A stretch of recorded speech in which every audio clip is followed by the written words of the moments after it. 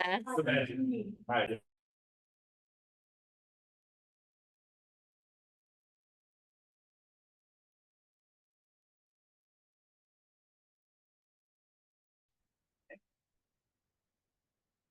And welcome to the North Mass, July the second, 2024. I am the vice chair, and I will be conducting this meeting this evening with you all. I know it's hot, we're gonna get through it. We're gonna keep it moving, we're gonna get out of here, okay? So with that, my dear staff, you can call the roll. Yes. Chair Don Gilmore. She's absent. Beverly Scott. Beverly will be late, but she's not here right now. Dulce Galicia. Here. Annie King Meredith. Here. Princess Robinson. Here. And Glory Lopez. And Jorge Rico Vera is absent. Okay, thank you. With that, we gonna, well, the meeting is already called to order, okay? So right now, approval of the agenda, and we do have form, yeah. So approval of the agenda and the minutes, I hope everybody had a chance to look over. And by stating that, may I have a motion to approve the agenda and the minutes at this point? But let me back it up for 1 minute. If any changes or anything added to the agenda, let's do it now. If not, we're gonna move forward. And I'm still entertaining more. Somebody.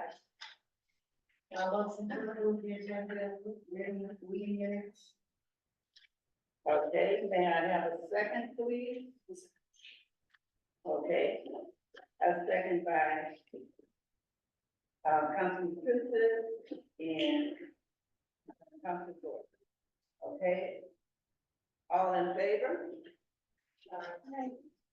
Any extensions? Any rebuttals at this time? Here none, those will be removed. Approved, okay. Public comments, 3 minutes. Do we have any public comments at this time on Zoom or in the audience? Let's start with the Zoom. Are you seeing any? Yes, I see one hand raised. I believe it's Cynthia. Okay, thank you. Cynthia? Hi, good afternoon. How's everybody doing? It's hot out here where I'm at 105. Okay, so I just want to announce, and I'm sure everybody know that the North Richmond 13th Annual Music Festival is July the 13th, and I want to thank everybody for consenting to set up a table.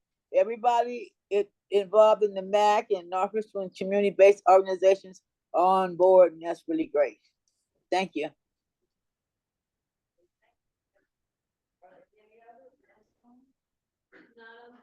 Do we have any in the audience at this time? Okay, well, let's keep it moving. Thank you. Okay, law enforcement, do we have our chair here? Thank you, sir. And if you could come to the table, please, so everybody can hear, so everyone says. Good evening, Deputy Ernst County Sheriff's Office. Sorry I missed last month. We had family emergency, so, but my lieutenant was here, I guess, last month. Anyway, so good news over behind Verde Elementary. Kind of want to give you an update to what they have with SOS and a lot of other groups. We've actually got it all cleared out. So a lot of the camps we had over there have been all cleared out. We brought in all the major county resources to assist us and to assist with the unhoused and hopefully try to get them better resources in order to get jobs and to get housing. Okay, so as of now, we look pretty good. We went and did, both myself and Deputy Ironman today, we went and did a check, and it appears things are holding true for now. We will continue to do our checks over there to make sure that it stays the way we want it to be. Everybody away from the Wildcat Creek as well as near Verde Elementary. Okay? Any questions with regarding that? Only that I guess, I would like to have, Khalil, because he's very instrumental with both.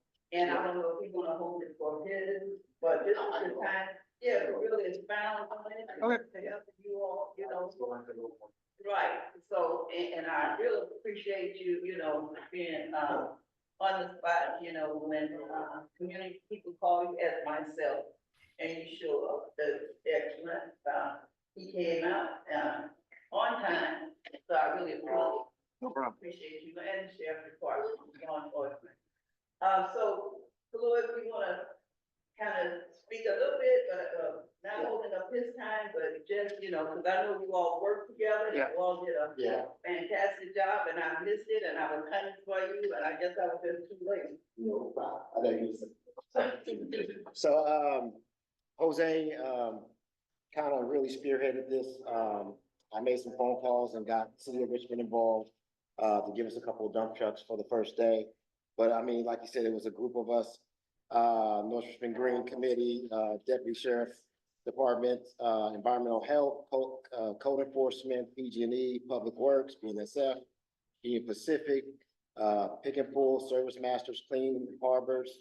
Tanya came through from Supervisor John Joy's office, and of course, you know, Jose. And then what we did was I talked to Core and to SOS about doing outreach before we actually went over there. So they did outreach about 3 or 4 days before that time. So about time we came over there on the 25th, as soon as we said, hey, you guys, we're here, they started packing up their stuff. So SOS and Core did a great job doing the outreach. There were some people that didn't accept some of the resources that they presented to them. So those was the people that was left. But besides that, we cleared Wildcat Creek from Verde Elementary all the way to Rumbrick. So PG&E took care of their property, the county took care of their property, BNSF and Union Pacific took care of their property, and then Jose took care of our side with Service Masters. Okay, so just that, so I just wanna, you know, for, my share, how often, like you said, you went back to see if anyone was coming back, or if they were setting up, you know, if they were setting up again, and you didn't see, and from my understanding, you haven't seen that in the last.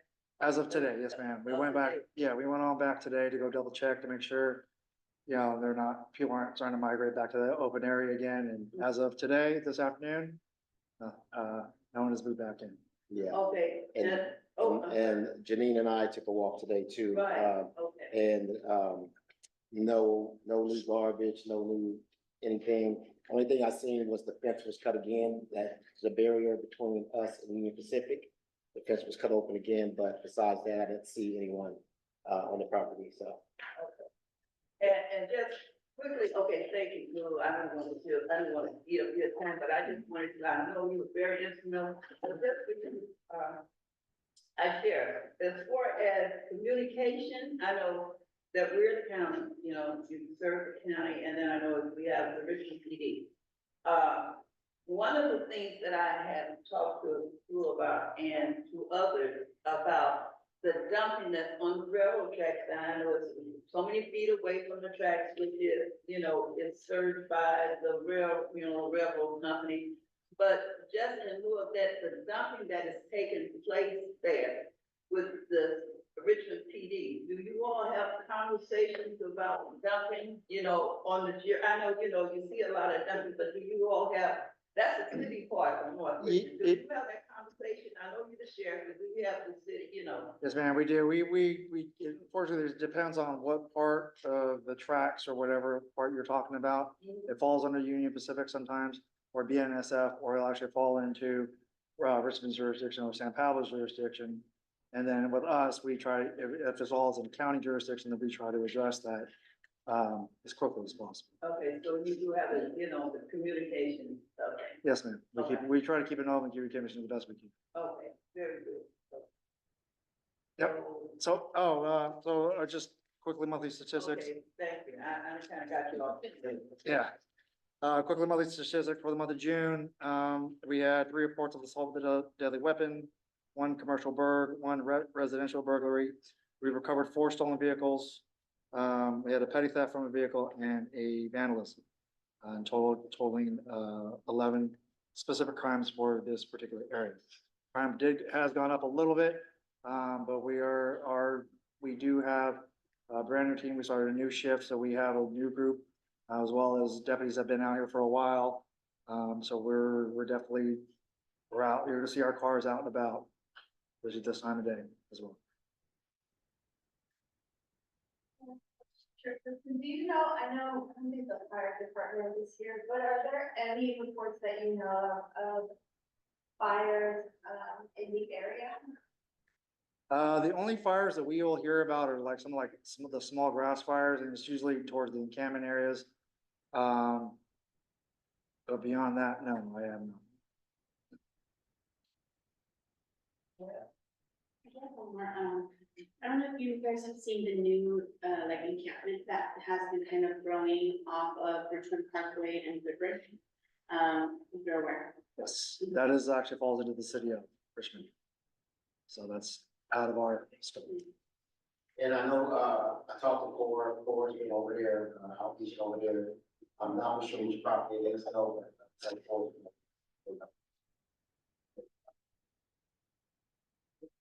So we done?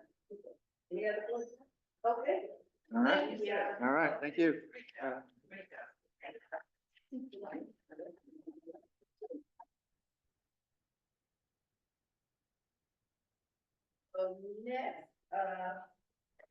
Next, do we have Richmond, PD? Yes, I do see Lieutenant Lucas. Okay. Lieutenant Lucas, you got the floor.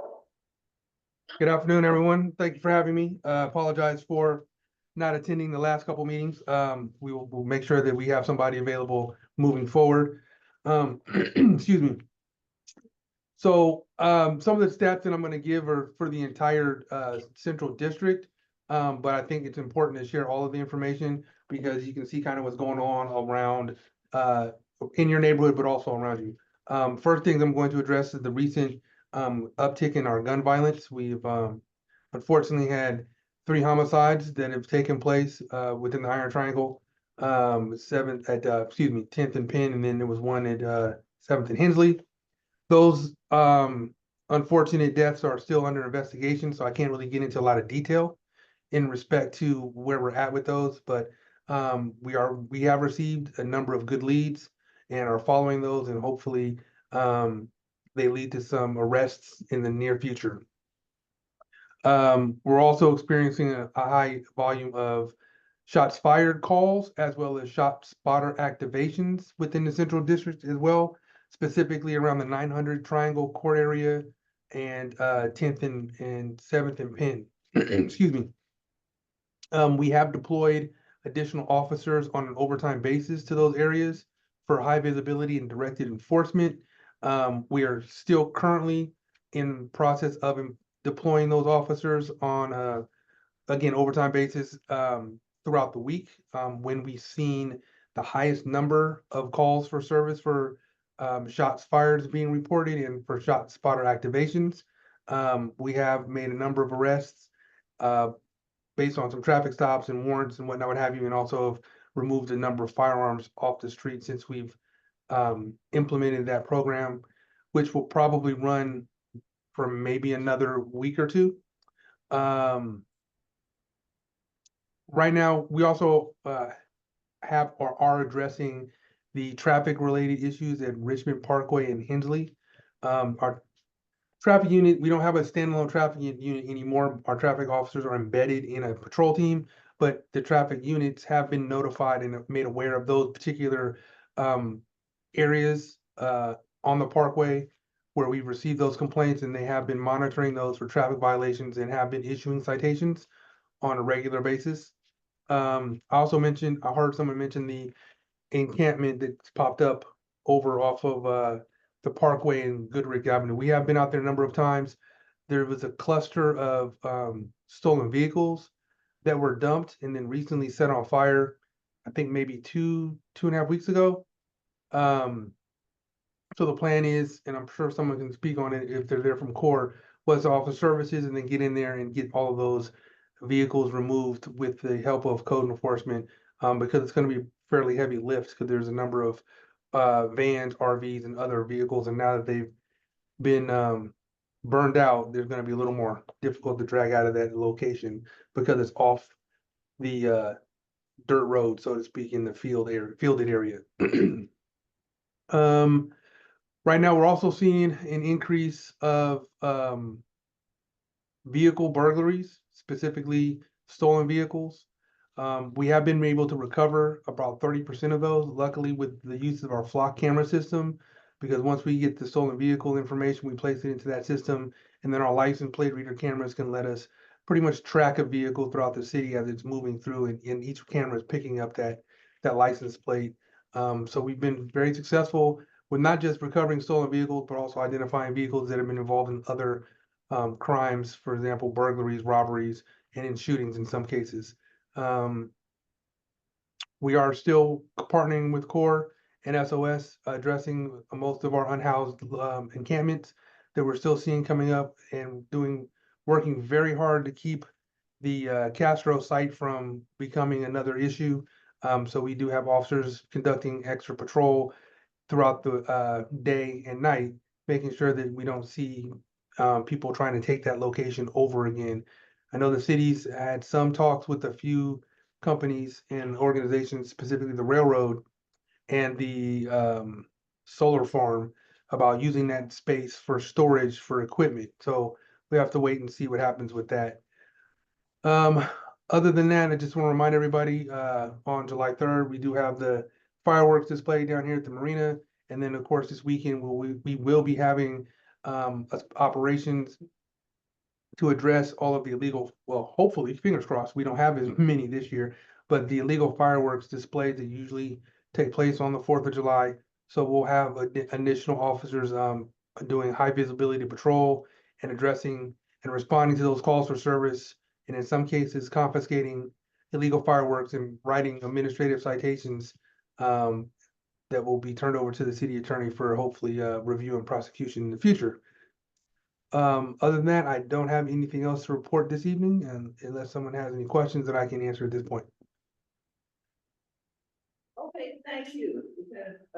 Because, do we have any, I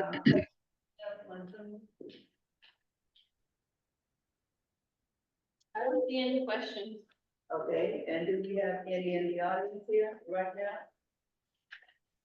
Okay, being none. Well, I would like to thank you, for your report out. And just one thing, I know that with the neighborhood council meeting that took place last Tuesday, we had a couple of officers to come in and report out. And they mentioned, the readers that they have now, the readers that your department has now for looking at, partial, license plates, and that they have been utilizing, that tool. And it's been very instrumental for identifying a lot of cars, and I guess the side shows and all bit. Could you, I know you didn't quite mention that about the new reader that you have with the license plates. Oh yeah, that's the flock camera system that I mentioned. It is the license plate reader system we have that's throughout the city. We have used it and do use it when we have the sideshows come into our city. If they're in the area, if we're able to grab a hold or view a license plate and put it out over the radio, we can enter it into that system, and we can track the vehicle as it moves through our city. And it also provides us with the location, for example, the home address where the vehicle is registered. And in some cases, depending on the activity of the person driving the vehicle, if they're guilty of reckless driving, we can do follow-up based on that information, go out to those addresses and still administer citations, and in some cases even tow vehicles and impound them for 30 days. So it has been instrumental. We are using it to address some of the sideshow problems that we're having. And with that, with just implementing that in the last few months, is that correct? About in the last few months, it's been implemented, and you can see a change by looking at the analysis of seeing, have it curtailed a lot of the sideshows, or have it enhanced have it really enhanced for what it's made for. in order to have you seen any really good return? Yes, it is extremely beneficial. It is very helpful. It has provided us with an additional tool to use when combating sideshows and addressing other issues as well. We are still looking to hopefully increase the number of cameras that we have throughout the city and put those in some other locations that we don't have cameras at right now, where we're now starting to experience some traffic violations, or we know that people are using as avenues for escape after they've committed crime. So the cameras that we have are working very well. We'd like to add more cameras to our system so that we can get better coverage throughout the city. Well, thank you so very much for your report, and I don't think anybody else has any questions, and so, thank you again, and have a wonderful holiday. Oh, Thank you. Annie, I have my hand up. Oh, okay. Okay, I need to know the exact name of that camera system. I'm picking up a name, but I'm not getting the correct name. It's manufactured by Flock. It's the FLOCK, Flock camera system. Gotcha. Okay, you have any in North Richmond? Yes, we do. Okay, fine. Thank you. You're welcome. And thank you.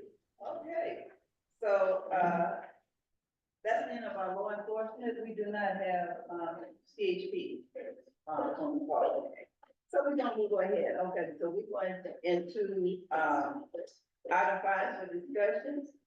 And, I guess I guess you've come back. This is part, yeah, so, yeah. So this is, 211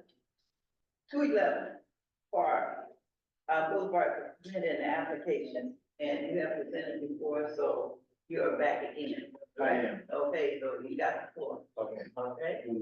Yeah. Yeah.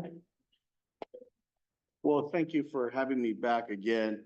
I know it's a little toasty. I know you're trying to get everybody out on time. I'll cover a few things, just kind of as a recap. But I just want to kind of also want to build on what the lieutenant said just now, the importance of using technology to fight crime. That's exactly what our perimeter security system allows businesses to do.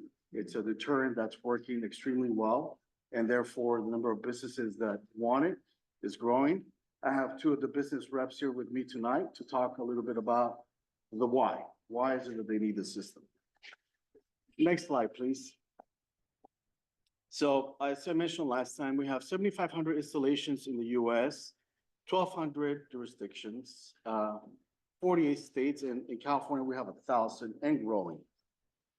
Our system works because it deters. So the beauty is that you're really sending a powerful message to would-be criminals to not come into sight and break in, vandalize, or steal equipment. And as they'll share with you shortly, some of these agencies are public agencies that come to rely on that equipment to build the infrastructure that you all need. It defends, our system defends, if there's trespassing that is happening, we will know, we'll detect it, and we'll deploy, which means the threat is verified, we contact law enforcement, and then we give them intel, which is helpful to police because then they can go into the situation without going into it blindly. And we have had a lot of partnerships with PD, law enforcement, so we speak from experience. Next, please. So these are actual pictures from the site, and you can see right here the damage that's been done, no different than what was being discussed earlier with fence being cut along the railroad. We see that happen all the time. Individuals are not easily deterred. They will cut, they will dig, they will use whatever tool is at their disposal to get access to what they want. Next, please. Here's some more pictures of that, where you can see that really kind of makes employees question their safety. And the business reps will talk a little bit to that, Derek and Justin. There are 2 employees right now. They're working regionally, but they want to hire locally. And they want to grow to 10 or 12 employees. So they're really hoping to get some help so they can do that. Next, please. So as I mentioned last time, the problem is that some of the existing security measures fail. So you may have a video of a criminal, picture of a suspect, but that's after the fact. So now they have to deal with the cleanup, and employees now are heightened sense of awareness and increasingly worried about their safety. Next, please. These are some of the industries that use our equipment, 1,000 across the state. We have several in San Francisco. There with equipment share, and they'll talk a little bit about that. Next, please. This is a sample installation, chain link fence in the front. That's where our system works. Per California Civil Code 835, there's an existing perimeter, and we go directly behind that.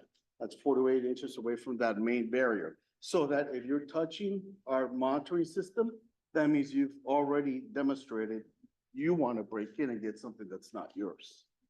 Next, please. So again, we deter, we have signage, very visible, tells people, hey, you can get shocked, and we defend, we detect, and obviously we contact an alarm operating company. They help us verify the threat. If it's real, again, law enforcement gets deployed, and problem solved. Next, please. So these are some of the integral components of our system. It's not just a fence, it's a smart system. We have an alarm panel, we have monitoring, we have signage, suspended wires for intrusion detection and deterrence. A battery, it's 12 volts. It's like what goes into your car. And that is what powers the system. It is continuously recharged by a solar panel. We have an energizer and then emergency shut off for emergency personnel. Next, please. How does it work? The signage is posted every 30 feet. We have security wires that are the thickness of a wire hanger at home, like your wire hanger at home. It's behind the non-electrified perimeter fence. Again, the 12-volt battery, the pulse frequency, so this happens every 1.3 seconds. It's not continuous. That's what makes the system safe. We have world-renowned biomedical experts that have confirmed this. This technology is not new. It's been around for 100 years, and it's been tested thoroughly during that time. The pulse duration is less than 0.0003 seconds. That's akin to static shock. So we've all felt that. It's not fun, it's not comfortable, but you let go the minute you feel it. Next. These are some of the safety standards that we're complying with. We're obviously complying with International Electrotechnical Commission Standard 60335-2-76 and several other ones, as well as California Civil Code 835, which guides the installation and operation of our system. Next, please. Again, it's alarm deterrent. So we are licensed by the Department of Consumer Affairs as an alarm operator. We've been doing this for some time now and have been very successful in helping businesses protect their employees, grow, and contribute to the economy and the community. Next, please. So this is our team. We maintain it. Quality is very important to us. So we have techs that service it to ensure that there's no issues whatsoever at any given time. Next, please. This is the emergency shut off for law enforcement or fire department, which some cities like to have. Next. So some people ask, why does the system have to be taller? Why does our perimeter security system have to be taller than the existing fence? It shows very clearly, if it's the same height, you can easily scale, jump over. But if it's higher, and California Civil Code 835 establishes that it has to be at 10 feet or 2 feet higher than the existing barrier. For this reason, we have this International Electrotechnical Commission standard that guides that. Next, please. It's a safe and compliant security solution. It keeps workplaces and communities safe. The businesses come to us because they know that it works. Justin has had previous experience with other sites, and he can speak a little bit to that, and we'll share how it's effective and keeps employees and the community safe. Obviously, it reduces taxpayer and businesses expenditures. They'll tell you it gets a little costly after a while. Sustainable battery power, and it's more effective than other security options because it's comprehensive. It's not just a fence, it's not just cameras, it's a smart system that's comprehensive. Lastly, it enhances livability through public safety. Next, please. And I'll just point to this crime index. We did a little research. Obviously, we heard also from law enforcement, there is crime in the area, but it's in a lot of areas across California. Sadly, it's something that we have to deal with. And it's kind of right down the middle if we look at, the index score there. Next, please. Which shows some of the different statistics related to crimes that have happened in May. Obviously, we just heard from law enforcement and we know those are a little bit higher. Next. Thank you. And I'll turn it directly over to the customers unless you have any questions of me. Okay, before we go any further, so I want to be clear on what we're doing with it, because they did come back. We have had them come back, and we had some questions that we were asking. And I can't think of them right now, but there were some questions we had stated that we wanted to be clarified. Yeah, I think from the last meeting, you wanted to hear more from the owner. No, okay. So they're here tonight to talk about, their business and kind of their plans and why they're kind of seeking this type of fence. Cause it would be the first type of this.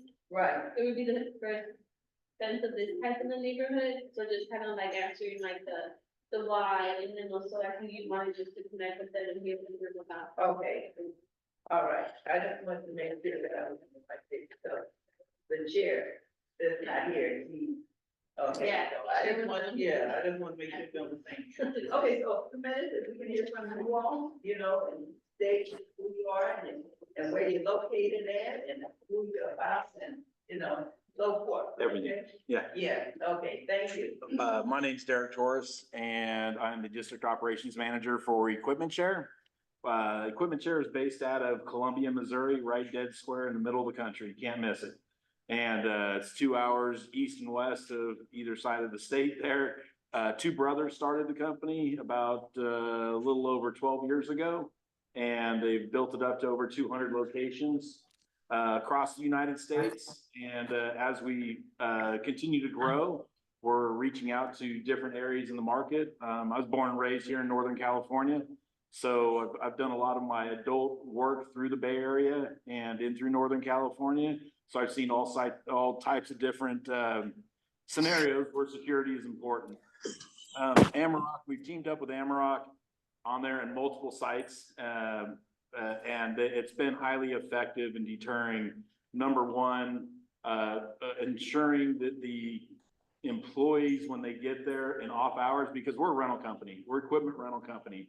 When you have emergencies, when you have, early morning hours, you have to get equipment out to the job sites.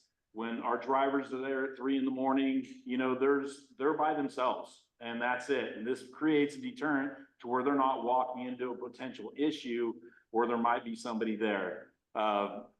We've seen it in areas where we haven't had Amarok defenses there. And we've had multiple break-ins where we've had a driver, let's say, go there early, or a mechanic, because we have you guys seen it, you have road construction at night. We have equipment on those jobs.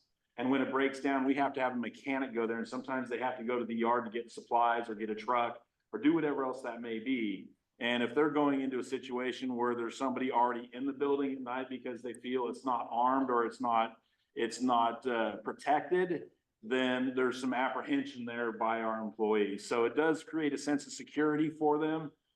Also, we spend our two biggest assets, again, our employees and our assets, our equipment that we have. We will spend an inordinate amount of millions of dollars to supply our yard here in Richmond to support the area around here. Most of our biggest thing is not necessarily theft out of the yard, but it's mostly vandalism. Right? When you go in and you vandalize a piece of equipment these days, it's not like the old days when you vandalize a piece of equipment. Great, they cut the hose, Maybe they cut the cables on the battery, easy to do.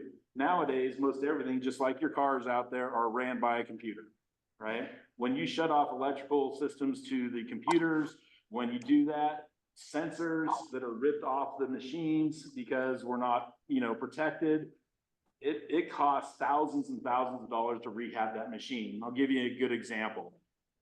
We have a machine sitting on the back of our truck, preloaded, ready to go for the morning the next day. We have people at a job waiting for that machine to work, right? All sorts of employees that are waiting and relying on that piece of machinery to do their job. They show up, somebody's been in the yard because it's been unprotected. They get in there, they strip the machine of wiring, they've stripped all that. Not even the trucks, right? I'm not even mentioning the truck where they may steal anything from the truck, hydraulics, you name it, electrical out of the truck. They steal that stuff, that puts that behind. People cannot work if we're not constantly on time. We sell a service. We have just the same equipment as some of our other competitors, but what we do is we sell the service. If we can't be on time and we can't be where we're at on time, we don't have a business. And that's the biggest thing that we do. And this provides us, and I was the first employee for Equipment Share in the state of California. And I started a branch out in Newark, and we started there. And I've gone all the way through California, 14 different stores in the state of California. And every single store that we have Hammerrock in has been highly successful in deterring any employee issues and either theft and or vandalism in those stores. The stores that we don't have it, average on maybe 2 to 3 times a year, we have vandalism or theft that comes through those stores. So that's my thing. Any questions for me? Yes.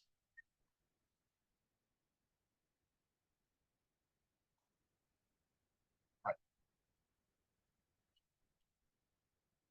We're directly in between Richmond Parkway and Goodrich. As far as public safety on the side, my name is Justin Planner. I'm the GM for Richmond. I've had this system through Amarok and 2 other companies I work for. It is massively helpful in deterring crime. A lot of the questions we get about it are, is it safe to the general public walking by and things of that nature? It is. It's really hard to get your hand through a chain link fence unless you have small hands. And like Louis spoke to, it is a small shock. I've been shocked by it many a time. Please sometimes slow.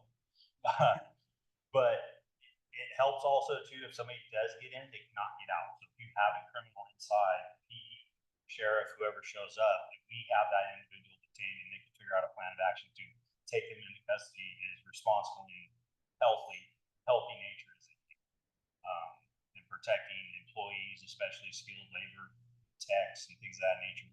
It's been absorbing an amount of money on tools because they have to have them out of their own pocket. I've seen places that don't have a system and they just load it up in a truck and there's $60,000 of the guy's hard-earned money and his skill goes down the road.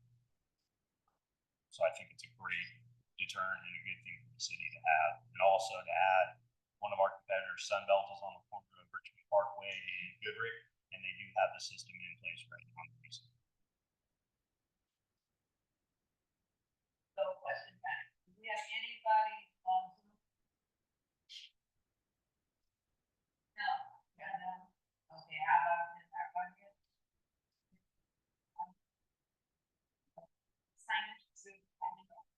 Yeah. Make them available in whatever languages you want. And just a reminder, it only operates through non-working hours.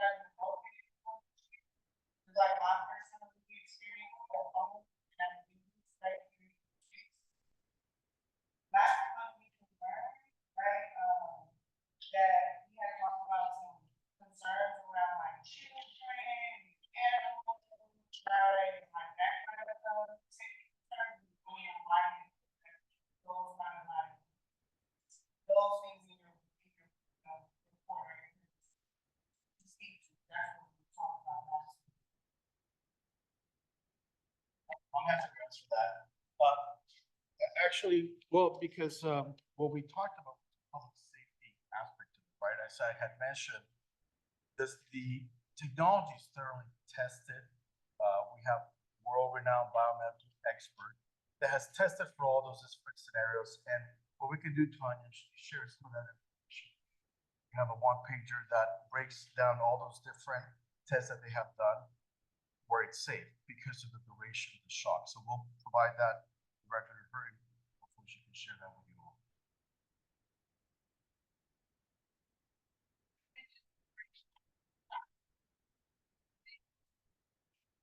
48 inches away from the main.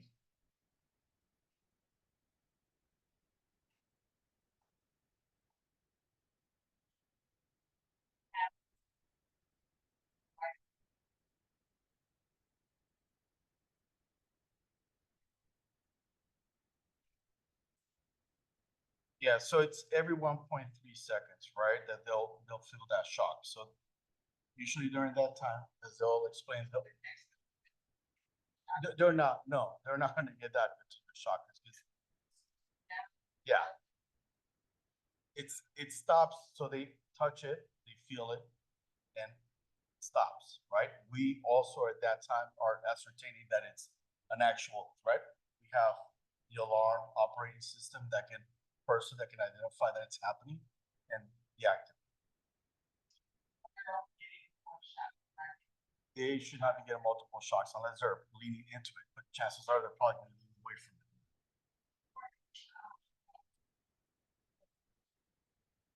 It's 4 to 8 inches. I mean, right. Well, I think that's probably, I think, and then you also mentioned, so this is the wall, is from fence to public area. This is public area. This is from the existing perimeter to our system. Okay, so just be clear, and I want to visualize, okay, so we're looking at from fence to public walkway and whatever. But is it not, you have a sidewalk, you not have a sidewalk, anything, remotely around the facility, you have nothing around the facility, it's just like, you just come in. So most of these are in industrial, commercial sites, right? Okay. So these are not going into areas where you have like residences, for example. Okay. That existing perimeter is already to be. So yeah, they can't just come up. They and just talk to think of it. you. Yeah, they cannot. It's right there. No. As a resident, this is all wrong. And this is why we're bringing it all in. No one rate, because we, Yeah, being curious. Yeah. yeah, we put mesh screen in there. I mean, like you really have to walk to go Right. past that primary You physically barrier. have to cut the chain link fence So to get it's to. not saying, not just openly, okay, No, this is insurance, where you have to really, okay, my idea, I'm going in that steel. Okay. Yeah, I'm going in yeah. that- I'm getting it. you nailed it on the head. I mean, Yeah, the system is not gonna reach out and keep poking. County Guard, that's why, time to redigest and see exactly what the insurance, what was the intent, and then if they got in there, and then fall out, okay? So, but with this, okay, so, may I ask that, what are we, can take an action, and are you all clear? Because this is not directly in the area, not just on the house. So are we clear, are we clear with, I guess we have to make a decision, action,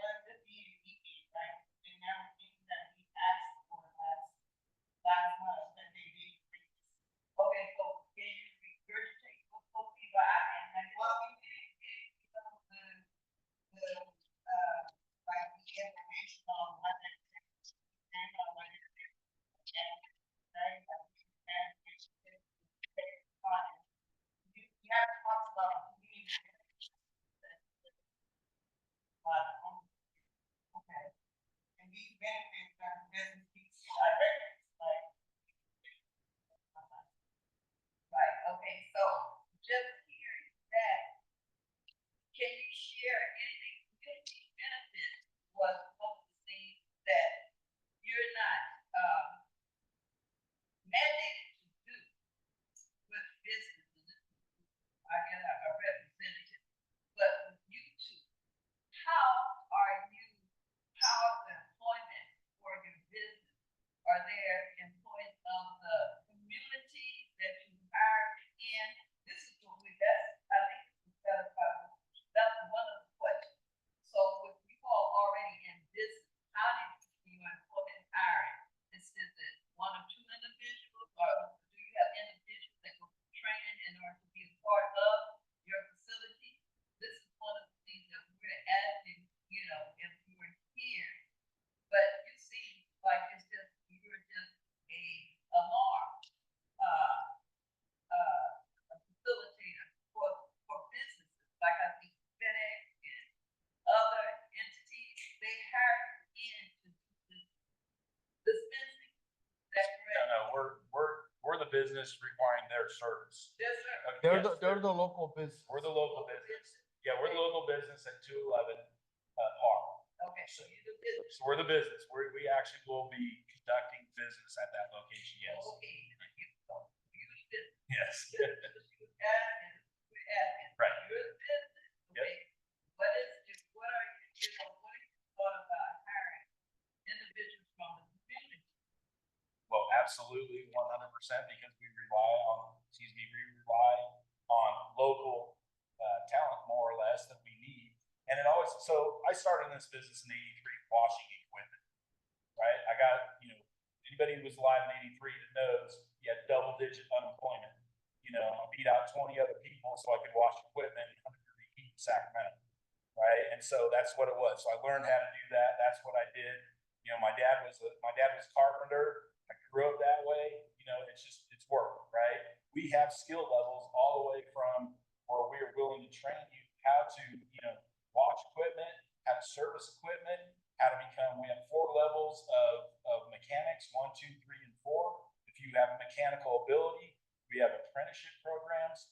Everything that we do comes locally. We do have a main recruiting staff, our own recruiting for equipment share that goes out. We publicly go out and we solicit for jobs and say, hey, look, we have these positions open. Truck drivers, management, rental coordinators, shop, safety. I mean, you name everything that goes along with renting equipment and having to be out in the public and have it out there. So we do that. We look for local. We don't want people to have to commute. We'd rather hire locally with what we have here. And if there's a base for that, then great, we have it. We'd be more than happy to hire locally.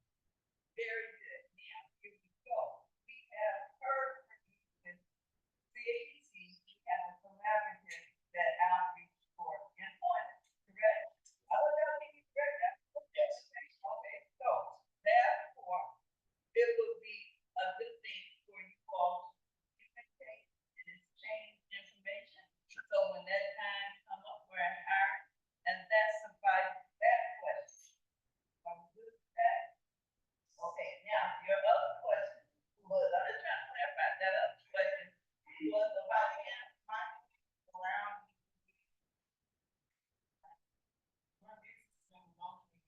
A portion of light industrial area is walk up the blocks.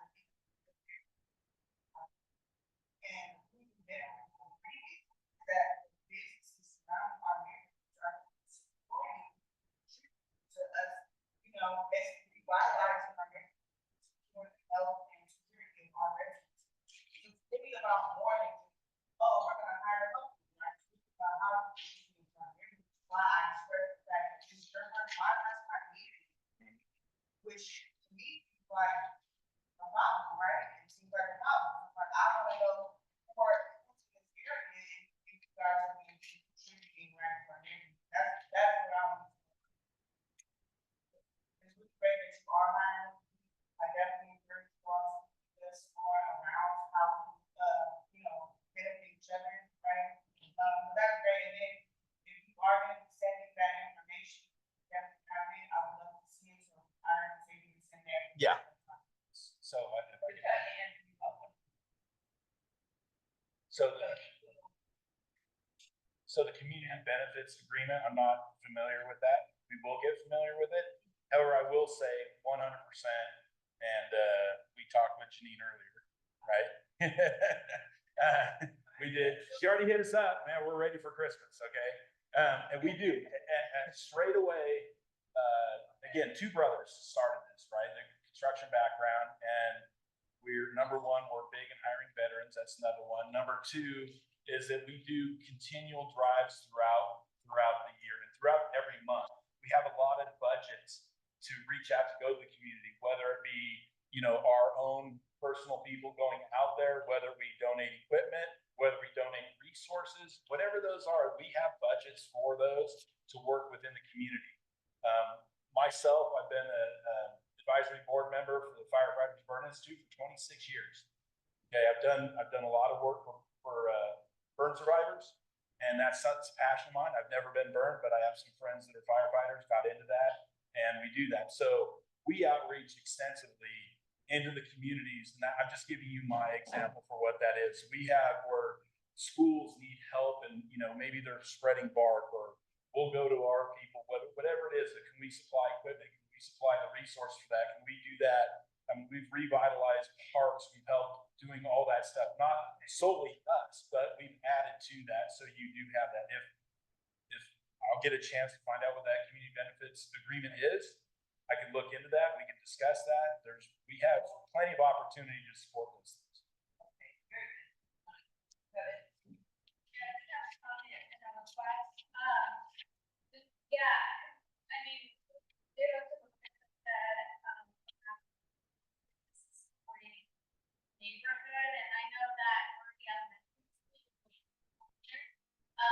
they get their school shed opening usually, and so there's a lot of issues. So I think the data that, for instance, we're talking around like if it's safe for children, could we actually have Amarex school site, shed or whatever.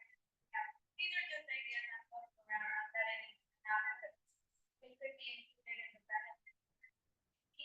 So that's one thing I was gonna say, and then the request, only for the vendor, in the picture, it looks like the sign very small. And I did hear it's every 30 feet, so if there's a. Oh, absolutely. Yeah. Yeah, we have different dimensions. You all could say if you want, you know, a flashcard size in a high by 11, we can arrange that. Yeah, that's not a problem at all.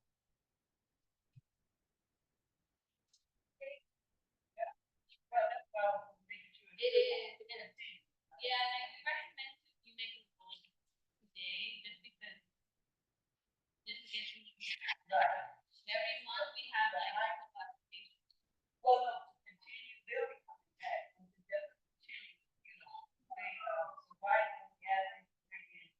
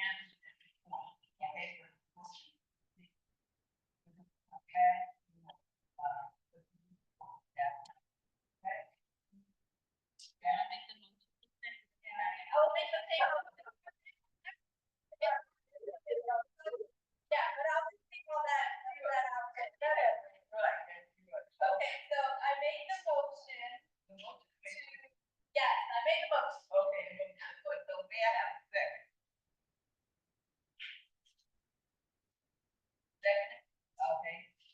All in favor, or any abstention? You abstain? Okay. Any other? Hear none? Okay. Would you like to share the brief? I've seen somebody, okay, well, okay, very, okay. Yeah, and everyone else is, they're all, like, Lori, yes, Annie. Oh, yeah. She called. Yeah, that's one thing, yeah, you tell him. Okay, just one. With her explanation. Thank you, and you'll be glad to know they shared earlier, they're looking to get to 10 or 12 employees in a few months' time, so I think the community partner agreement is great. Yeah. Very good. Thank you.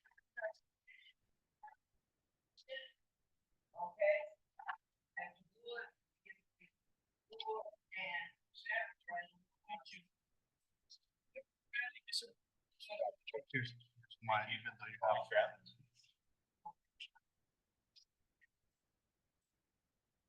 Okay, so thank you.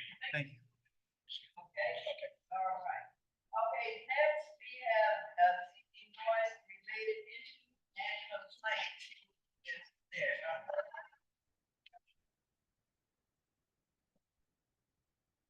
Hello. Oh, yeah. Good evening, council. This is the ordinance that the county's looking at. It's a county-wide ordinance. And it has been brought forward to us by residents, concerned residents. And so the county is looking into a noise-related ordinance. And it is asking for feedback and also if you have any concerns with noise in North Richmond. So it's kind of like to collect input on noise issues and then also, yeah, basically to collect input. And then I'm gonna forward with the survey. There's a survey that's linked to the to this document. So I'll forward the survey and also just wanting to take a couple minutes to get feedback from the audience and from the council about any noise issues in North Richmond that I can relay to the staff as they draft this noise ordinance for the county. And I'm gonna grab a pen. Okay, so, do you want, let's see about Zoom, do you see any, because you away from your laptop?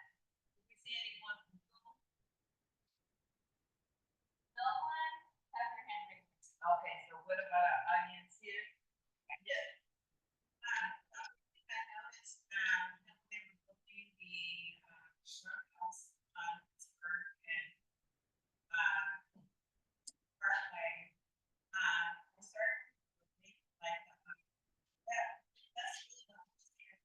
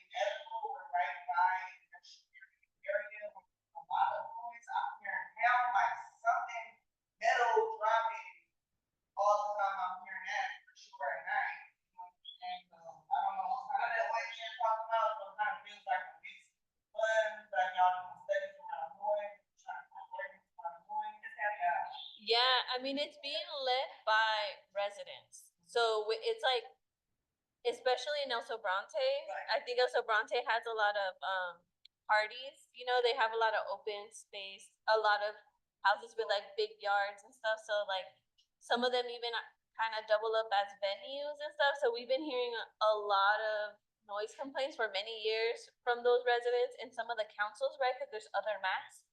And so it really was led by them and it's being led by them. You know, they've been like for many years kind of telling us do something about this.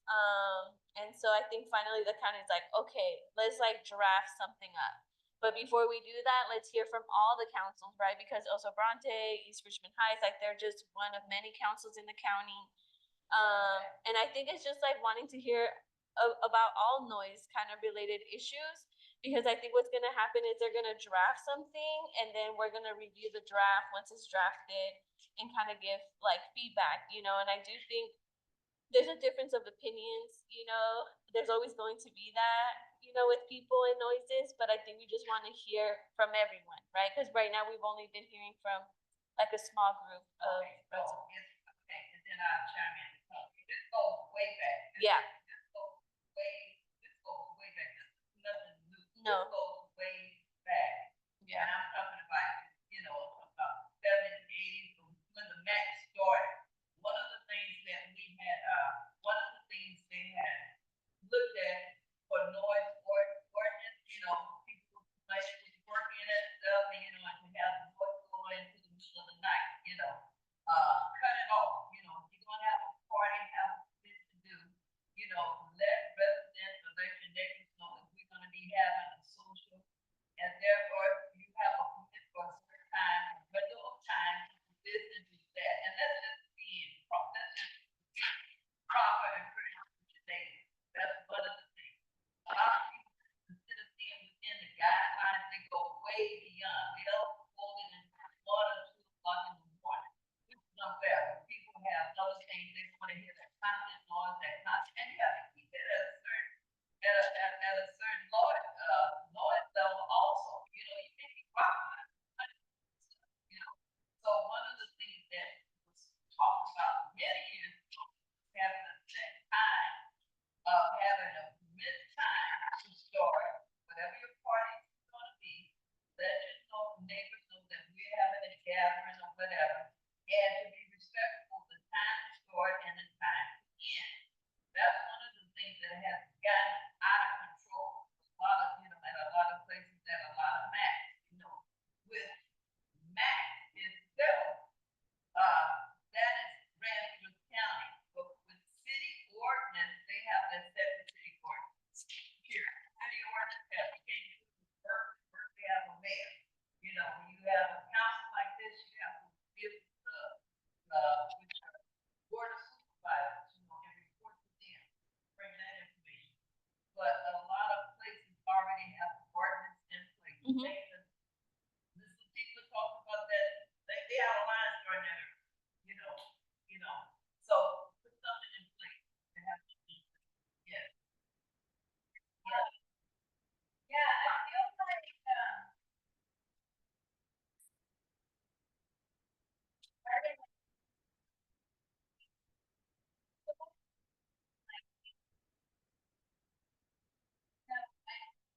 North Richmond, in my opinion, is quiet as it's ever been in decades. And so, my question is, how is this gonna apply to us, and what are the first of all, surrounding residents, even where they, it might be helpful, I don't know if ED staff come here and provide an update, but I feel like, you know, in terms of the noise in the area, it's really interesting. Yeah. And yeah, I think it's, the ordinance is finding the, like, what really is happening, maybe neighbors are just mad that people are having loud parties or whatever it is. I mean, we're surrounded by the train, you know, and like, I don't know if El Paso has trains in that area, but that is one of the biggest things that we have. And it's not something that was worked on prior to this. Yeah. Yeah, as Annie said, there's, like cities and stuff have noise ordinances. I live in the city of Richmond and, I live in Building Woods and I think we're the loudest neighborhood, honestly, in Richmond. Like, we have parties literally starting Friday all the way to Sunday and we're like, we have our own 4th of July, honestly. And so, and I think every culture, every neighbor has different cultures and stuff like that. Like in my neighborhood, people throw parties and it goes to the night and, neighbors are just really like, that's just kind of like, you understand that if you live in it, and I think, but the noise ordinance has been there for a really long time, right? So I think what Annie said about, I think people appreciate, when you let them know, hey, I'm about to have a party, it's gonna be really loud, and so I think that's honestly kind of like a golden thing, that just kind of works a lot because yeah, a lot of cities already have this ordinance and they are looking at kind of bigger convenings, and I know some of y'all, or I know I do too, like have big families, so it's like a regular party is like a lot of people, but they are kind of looking at parties with 74 or more people, so they're not looking at like little gatherings and stuff like that. It's like bigger kind of commercial, I think was venues where the kind of like what started this and really got people kind of like organized was because they were like every weekend, we're hearing the like the big music and the sounds and we need to put something in place. I think this is the county trying to put something in place and it's like the beginning of like a longer process. And I think Lucia, you are right, like we can ask DCDC to come and be like, what is the feedback that you've been collecting so far, like what are you hearing from different neighborhoods? I know I have heard complaints from North Richmond from residents. I have gotten those calls and those emails saying, hey, I think my neighbor has made their house into a venue and they're throwing parties all the time and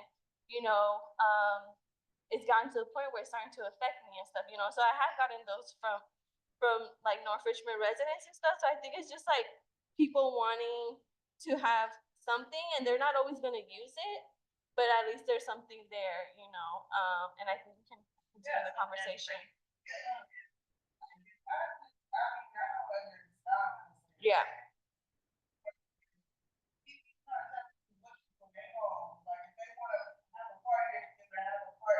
Yeah.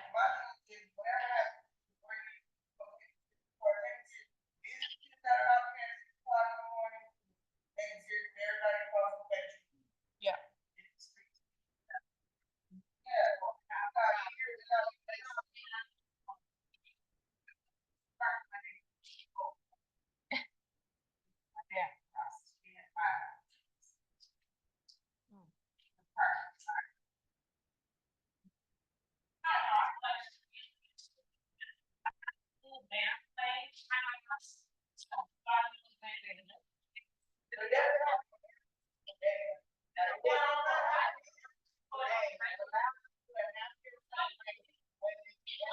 Let's have one person answer.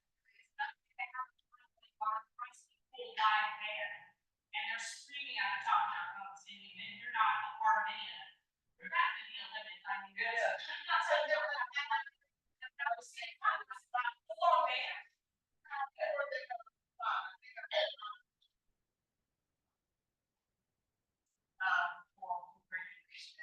Yeah.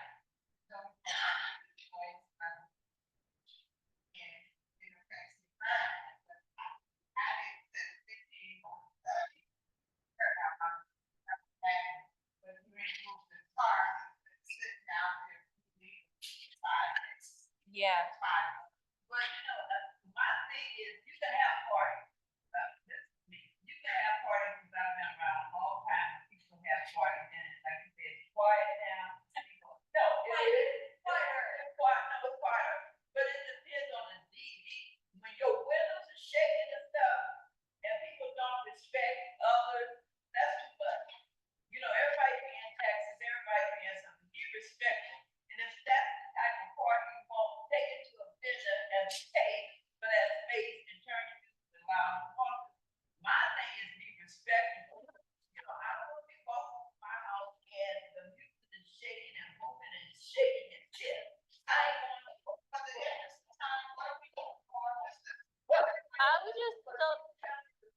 Yeah, and it depends on the committee, it's gonna be a committee that's gonna be working on it.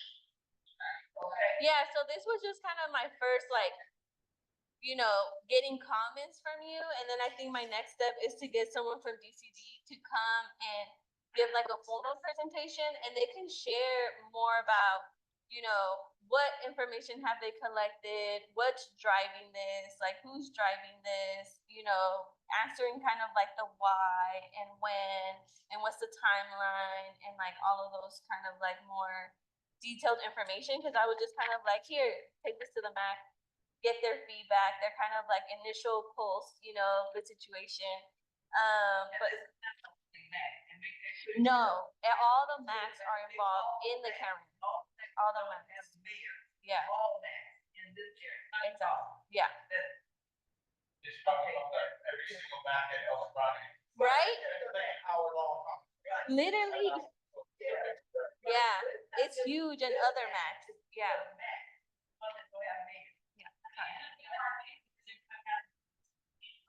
Right. Yeah. I think it's, we all have like different priorities. Let's talk about like the street sweeping, and as we saw at the last meeting, for some of us, it was like, yay, they're finally doing it, but then we also have some pushback, like, oh no, now they're doing it and it's causing this like issue. So I think like the priorities definitely are different amongst all of us.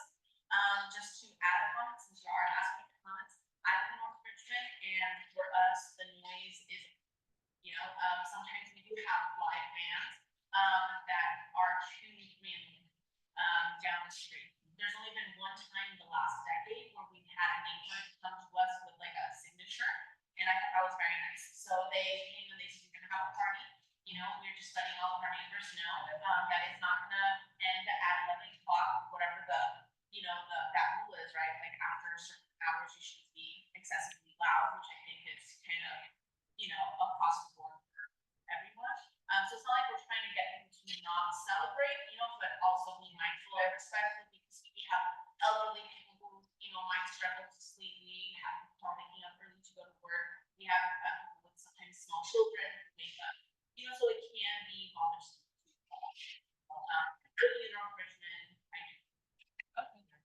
Well, thank you, everyone. I do want to just say that it's 6:17 and we do have a number of presentations. So I think if we can all try to be brief and like keep us moving, Okay. that'd be amazing. Okay. All right, thank you. Thank you for everybody's input. That's one of the 6 presentations. Information, so our first okay.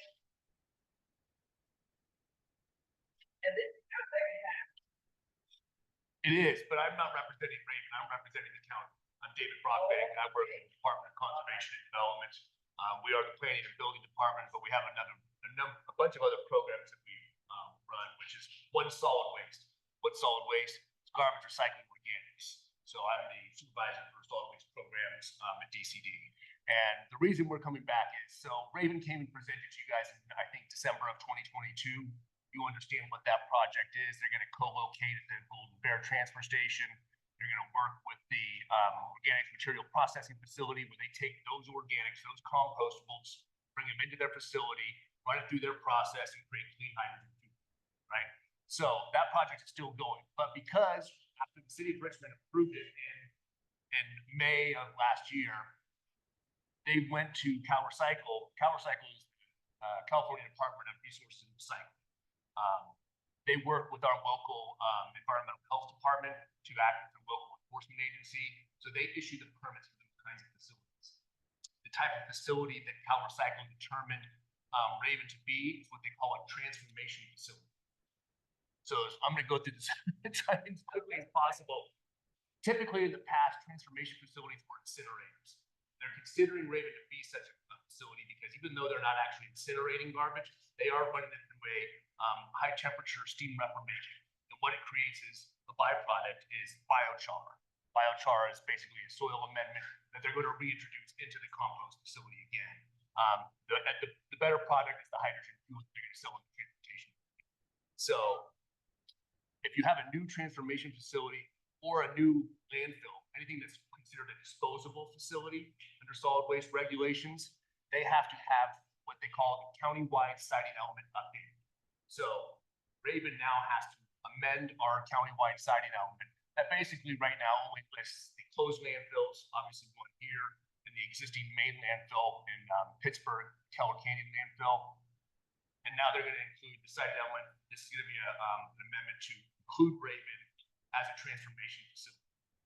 So siting element is just one element in what is a more comprehensive countywide integrated waste management plan. It's a lot of words, basically say this is how we manage garbage in the county. This is where our facilities are located.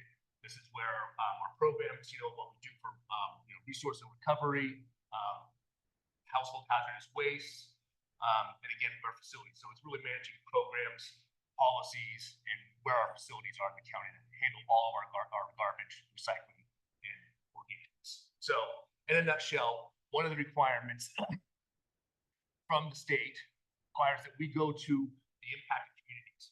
North Richmond is an impacted community. The facility is located here, and letting you know that they have to amend the countywide siting element to be located at the Golden Gate Transfer Station. So it's an environmental justice box to check. So that's why we're here to let you know. You already knew the project was coming, but now we have to amend the siting element per the state regulations. So it's a lot, but I'm here to answer any of your questions. Okay. Or We have anybody? No, okay. So there are, we have a waste management facility right here for you that y'all trying to come into that facility and build like a yes, they are building a new facility that is actually part of the city of Richmond, and they're going to basically take organics that's already going to that facility. There's a large compost facility that sits way up on top of the landfill, it's a closed landfill. They're going to take some of that feedstock, that organics, which also has food waste, food soiled paper. They will take that material and they're going to run it through their system. I can't tell you other than it's high temperature state reformation, which they basically cook it and that creates this biochar. So it's an organic biochar that's a remnant. They're going to take that back up to the compost facility, reintroduce it into the compost piles. And what comes out the other end of the organics is liquid hydrogen fuel. And it's a zero emission fuel that is being highly touted, at least in the state of California, because of our emissions. It's a zero emission fuel that they put into like heavy trucks to haul whatever materials. So they came in December of 2022. Yeah. Yeah, so the organic material turns into liquid fuel. And then the organic material that doesn't get the hydrogen extracted is what they call as biochar. It's basically like ash.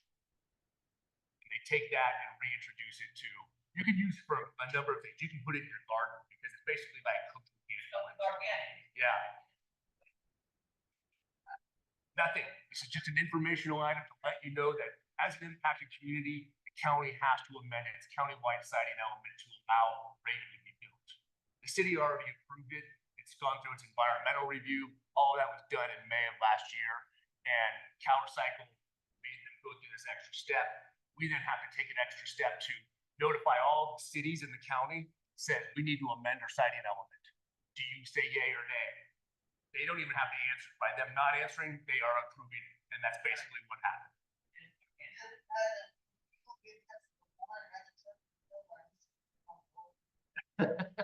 Well, it is a highly flammable fuel, but this is a tested technology. They have another facility, I believe, in Texas. So they've done this before. This is it's going to be the first in California. Because they've had to jump through all of these hoops, it's because our California Code of Regulations and our Public Resources Code is outdated, and they didn't account for such new technologies like this one. They literally think it's like an incinerator, even though it is not. Yes. Under the state's SB 1383 law, where they're trying to get organics out of landfills because that releases methane, this facility will actually help address that problem. So even though CalRecycle is saying you got to jump through all these hoops, they really want this facility to happen. So I'm just here to tell you.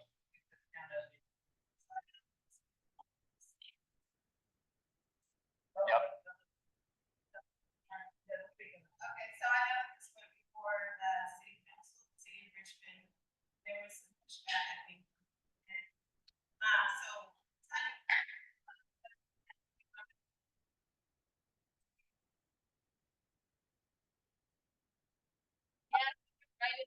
led by CBE and APEN and some of the EJ groups, and there was a community benefits package agreement that they negotiated with the city and Raven. I forget the amount.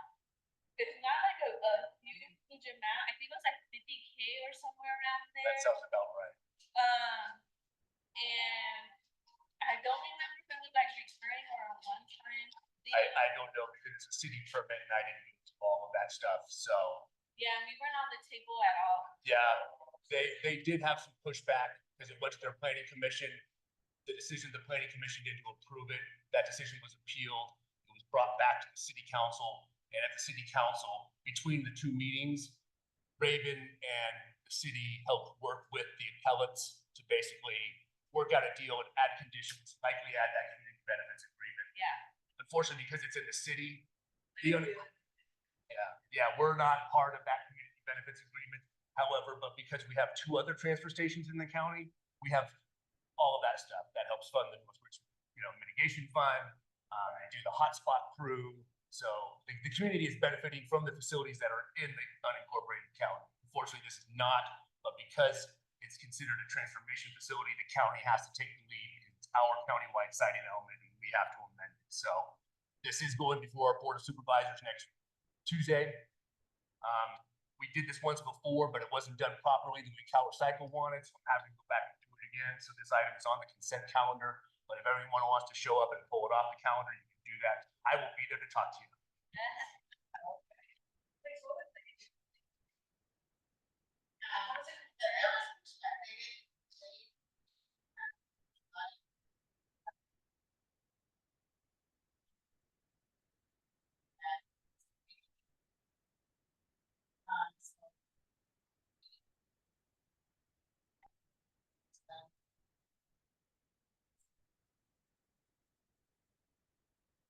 Yeah, and I did talk to one of the directors at CBE today about a different project that they want to do in North Richmond, and so they were the ones who contacted me about the community benefits agreement. And from my understanding, she'll be coming soon to the MAC to present to you all, so we can make that, ask her if she can touch on like what happened with Raven and the community benefits and kind of where it is, because from my understanding, they wanted to use some of that money or designate some of that money to North Richmond, both city and county.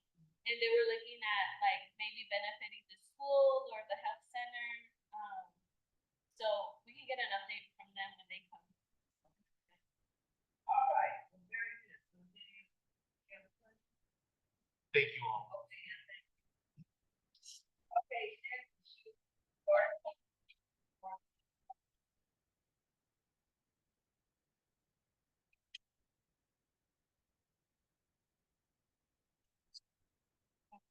Good evening. I'm Jennifer. I'm the Employment Program Manager at the Watershed Projects. And I'm Paul. I'm the senior program manager for Green Urban Watershed. Great to be here. Yeah, and I think we sent in another presentation. We have an updated one. Yeah. Apologies for, you have material that we found a little earlier, but we've got a different presentation that we're going to review with you. Yes. so the presentation that you have, you're going to do it. That's Yeah. correct, and I apologize for that. I mean, similar content, I think just more of a Yeah, visual just a thing little with bit. updated pictures. So, okay, so one that's outdated, just for the old,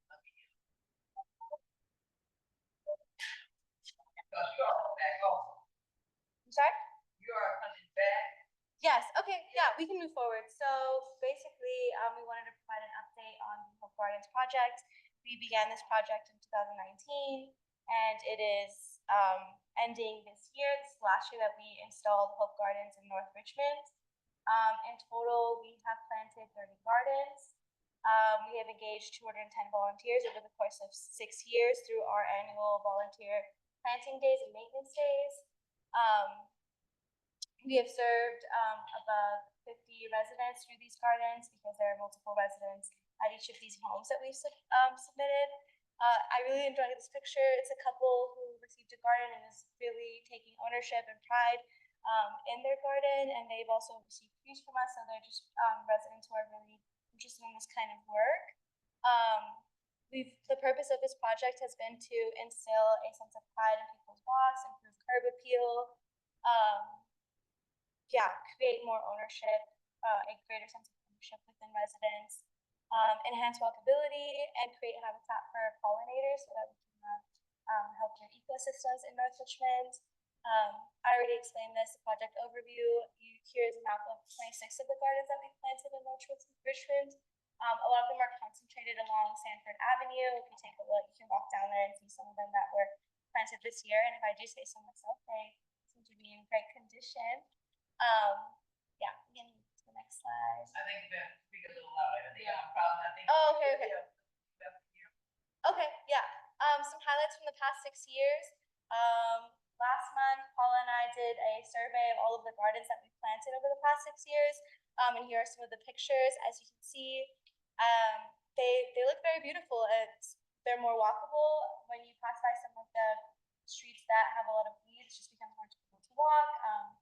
So it just improves the experience walking through North Richmond. Here are some images of the volunteers that we've worked with over the past 6 years. We've worked with residents, people who are just involved with the watershed project, and also youth groups. Move on. And now we are pivoting to the Shields Reed Habitat Garden. We've noticed that we've kind of just run out of people to work with, residents who are interested in adopting a garden. And another issue is that there's maintenance. Who is going to maintain them? There are maybe sometimes folks who are older who are interested in a garden, but maintenance is difficult for them. Also, if you're a renter and you're not sure that you're going to remain at the property, it's a challenge because you have to talk to the homeowner. And if you adopted a garden but you're moving out, it's unlikely that the next person will feel that similar sense of ownership and will want to maintain the garden. So we want to pivot to creating a central resource for the North Richmond community at the Shields Reed Park.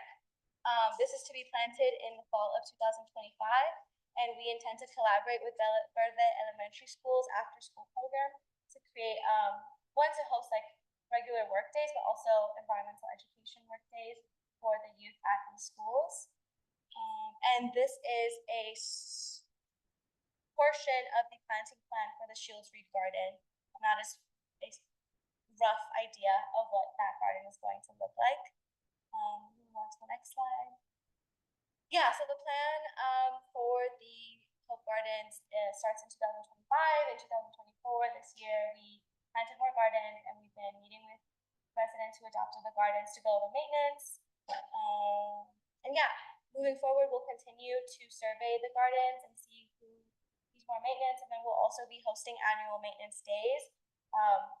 Each year we'll select a block that needs the most work, and we'll evaluate where it makes sense to concentrate those efforts for greatest benefits. Questions, you can contact me. If you have questions in Spanish, or you can contact Ethan Rayner, who is our restoration manager. And then we have one more slide. I want to take the last section to talk about the youth employment program that I manage. We are hiring youth ages 17 to 24. I try to provide them with as much experience in the environmental field as possible. They don't need any prior experience. I think I'm just looking for folks who are. No, they'll be starting most likely in August. But yeah, we have 2 youth who are really interested in art. So I was like, okay, what can you do with art that is related to the environmental field that will also give you experience for a career? So now we're working on a mural project, and we have these 2 high schoolers who have painted an entire mural and have gained a lot of experience in project management and seeing something really big through. And so if you have any youth in your lives, please send them to us. Our 2 of our college interns just got jobs doing, one of them is doing decarbonization work, and the other one is doing biology work that he gained a lot of experience doing our watercolor and marine work that has translated to his biology job. So yeah, that is. Very good. Okay. I'm sorry? Jennifer. Oh, it's on the slides too. If you go back to the previous one, yeah, I'm right there. Oh. Jennifer at the Watershed Projects. Do we have anybody on? Do we have anybody on? No. Okay. Like, here's my.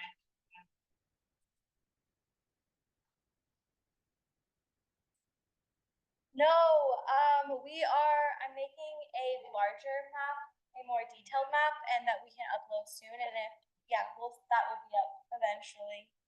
Yeah. A lot of them are along Sanford here. Yeah, right around Fifth and Sanford, both directions, there are the newest gardens this year. Were planted, in those two blocks. So if you walk down there, you'll see quite a few. So you're speaking of Fifth Street and Fifth Street, yes, and Sanford. Well, it's actually in, I think that's the city side of, Well, anything above a little gently, if you then it must be Kelsey. yeah, it's, yeah, Phil's called. Sorry, it's Kelsey and Sanford, not Fifth. Right, yeah. Yeah, That's that's, not the problem. yeah. Okay, so I was in the level of fear question. Okay, thank y'all. Question, she has, You're welcome. Well, my question was actually part of the site where they have the design is. Oh, the Shields Reed Garden, yeah. Yeah, cause the PTA at Verde, we had like a walkthrough with gardens last year. And we gave feedback regarding some of our concerns regarding design. I haven't since my first team like updated. Like Yeah. design, what it is, I don't know if you've spoken to like a different organization or your organization is one that will be addressing some of like the security issues. They're at Shields Reed with like the cars that keep running onto the basketball courts and there was like some benches that they were kind of put right on the outskirt of what the garden would be right before you hit the basketball court. And we had like some concerns regarding what those benches would actually end up being used for by members of the community, seeing the groups that we see kind of gather there. So I don't know if you have any. Yeah, I believe that you may have been with Lama and on that tour. Yes. Yeah, so she would certainly be able to provide you with more details, but we brought additional updated plans to the Earth Day celebration, and including the designer who took those comments into account in the redesign. And this is hard for me to interpret very well for you. I apologize that we don't have something better to show you that provides more clarity about some of these details you're bringing up, like the bench size, for example, if it's not big enough to sleep on. I think they were short. And clearly driving a car onto the basketball court is not desirable. But Safety issues. yeah, it is part, right? And currently they do like donuts on there. We can see all the cars, you know, so I think we had talked about possibly doing some sort of fence or something, you know, Yeah. that would kind of. and that's, Yeah, and I think maybe our scope of work was a little bit more narrowly focused just on the garden itself. And so that speaks to the entire park design. And so I'm not sure if we had the agency to change that part. No, I think that it was like, I think they said they were gonna try to figure out a way to Protect that to specific work with, scope. Yeah. work, see who they can work with to make Yeah. that. I would suggest that you reach back out to Namo with that question. Or Ethan, whose name is in there. Both of them were involved with the conversations with Wasteworks. Yeah. well, thank you, ma'am. Thank you. Yeah, thank you.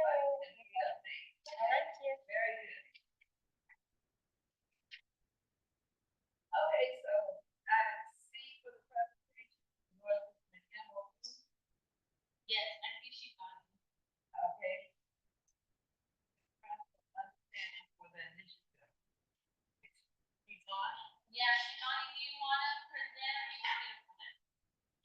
You can share the PDF like you did earlier. I think that'll work fine.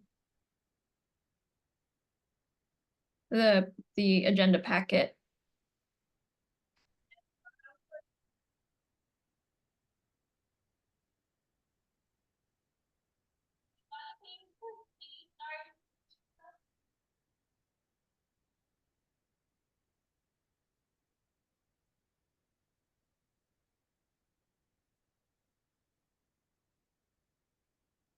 Awesome.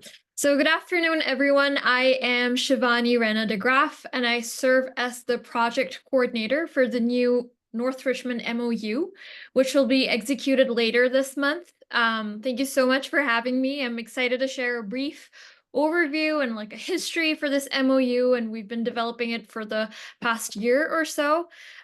This MOU is a successor to those that have been signed in the past, and it's focused on bringing together several organizations that are working in North Richmond so that they may lead the way to an equitable, sustainable, and thriving North Richmond. Next slide. So why did we decide to draft or rather renew the MOU? Let's start with a bit of history. Our previous MOUs with the Contra Costa Housing Authority and other local stakeholders like CHDC were signed in 2004 and 2011, and each was for 10 years. The last one expired in 2020. So we've had a few years without an active MOU, and it became clear that renewal was necessary, especially given the exciting local initiatives that have happened in the recent years. So in the past decade, as I'm sure you're all familiar, and know that we've seen initiatives like the Resilient by Design project in 2018, the Envision 2045 Draft General Plan, and the North Richmond Quality of Life Plan in 2019. The 2022 disposition of Las Deltas, which, as you know, is a significant part of North Richmond's housing, also influenced our decision to put together a new MOU. The original MOUs were established when redevelopment funds were more accessible, and they brought in significant projects and funding, creating a strong community focus and ensuring coordination between the city and the county. A key focus of those MOUs was advocacy aimed at changing policies and procedures to support development efforts. While those initial resources aren't available anymore, we have new initiatives that bring hope for renewed funding opportunities. This collaboration positions us to pursue these funds more effectively, together amplify our impact, and open doors to new possibilities. Next slide, please. So we started first with identifying priorities for this effort about a year ago. And from the very beginning, the priorities included building on past goals, ensuring clarity on responsibilities and resources, securing public agency commitments, and creating enforceable agreements. We aimed for a comprehensive approach, identifying active sites and ensuring accountability. We also sought not to involve not just public agencies, but nonprofits as well. We wanted to bring more people to the table than last time. We explored questions like stakeholder engagement, expectations for participation in this collaborative, and managing power dynamics, and so on. Next slide, please. So first, in developing an overarching framework for the MOU, we reviewed past documents, as there's a lot of good work that's already been done, such as the Quality of Life Plan, which became a primary focus. We started with housing, but also considered broader community priorities. We also integrated goals from the Great Communities Collaborative, which is funding the facilitation of this MOU and my work with it. Next slide, please. We also considered priorities from the Resilient by Design and Draft 2045 General Plan, and these emphasize community benefits, collaboration, environmental justice, economic development, and sustainability. Next slide, please. So putting all of that together, sort of synthesizing all those plans together, we arrived at this overarching framework to guide the work we do and something we want to remain cognizant of as we move forward with this effort. So our vision is to create a socially equitable, economically prosperous, and environmentally sustainable North Richmond. And our principles include equity and inclusivity, which is a big focus, sustainable development, community health and safety, anti-displacement, economic opportunity, climate resilience, green spaces, and affordable and reliable transportation, to name a few. And all these principles are interconnected and they guide our work moving forward. Next slide, please. So the big effort these past few months has been on creating a purpose statement for the MOU and setting goals, drafting the document itself and inviting potential members. The purpose statement we arrived at we aim to develop a shared vision, accountability standards, and actionable strategies to ensure that housing in North Richmond and development in general aligns with community priorities and equity. So the goals include setting affordability targets, enhancing access to affordable housing, implementing community-driven improvements, establishing a community benefits framework, creating a strategy for vacant properties, and so on. We have a bunch of ambitious goals in here. Next slide, please. So the components of the MOU, we identified key stakeholders early on, and that included public agencies, housing advocacy organizations, developers, service providers, elected officials, civic bodies, and philanthropy. And then as we started identifying these stakeholders, we shifted our focus to structure and governance. We asked ourselves, how should decisions be made? What responsibilities should signatories have? And how would we handle disagreements? We decided on a multi-sector collaborative structured around a steering committee and a few working groups to address these goals. The steering committee would be responsible for leadership and decision-making, with the working groups focused on specific deliverables. Then we opted for a modified consensus decision-making process. We set a 5-year time horizon to regroup, evaluate our progress, and determine what's working and what isn't. While conversations around housing sort of lay the groundwork for this collaboration and started the conversation, the MOU looks at revitalization through a holistic lens. Getting funding for affordable housing requires strong infrastructure and a multi-benefit approach. So while housing is a core priority for this MOU, community development and sustainability are just as important. And this multifaceted approach to equitable development is reflected in the diversity of our members, which I'll get to in a bit. Next slide, please. Anyway, so we came up with responsibilities and activities for the signatories, which would include collaborating on resource development, and fundraising is a big part of that. We estimated there being about like $47.25 million, perhaps more, in funding available that we could go after. So this was recognized as a key responsibility or activity for the MOU, but also working on action plan development, collective problem solving, developing a shared policy agenda. They will also collaborate on advocacy efforts to advance this agenda through new legislation influencing public agency guidelines or land use restriction standards and other mechanisms. Next slide, please. So just a quick note on the steering committee and the working groups. The steering committee comprises of, the membership is limited to 10 members. They provide the leadership and decision-making, while the working groups sort of do the work. And they focus on specific deliverables related to policy, community development, and housing.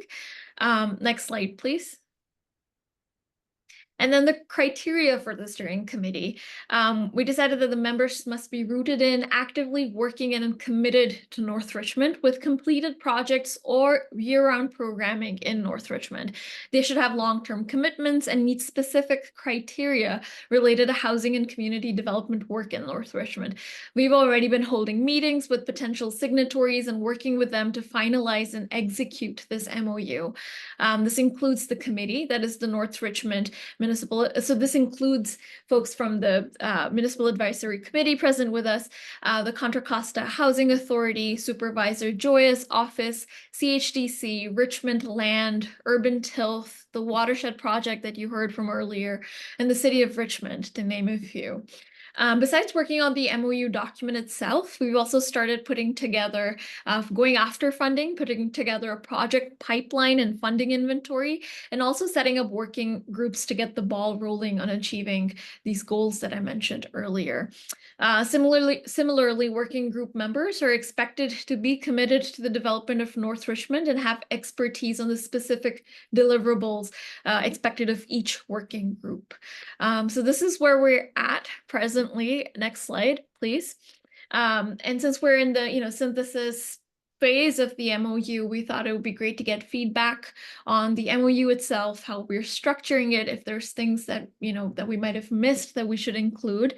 So now I'd like to invite Tanya Polito from Supervisor Joy's office to lead the discussion around any thoughts you might have, any feedback you might want to share. We do deeply value your input.